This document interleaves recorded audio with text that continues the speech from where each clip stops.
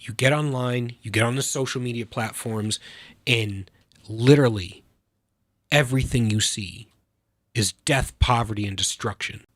Racism, sexism, anti-Semitism, bigotry of all kinds, multiplied by however much they need to multiply it by to keep you clicking so they can keep selling your data. And people who spend too much time online think that this is reality. That's why I keep telling people to get out and touch grass.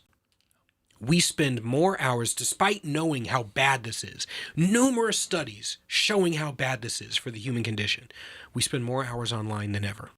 But either way, there's no question, what you said is absolutely right, that social media has been maybe not the singular cause, but the singular determinant of how hyperpolarized it's become and how desensitized people are to how polarized it is, more importantly.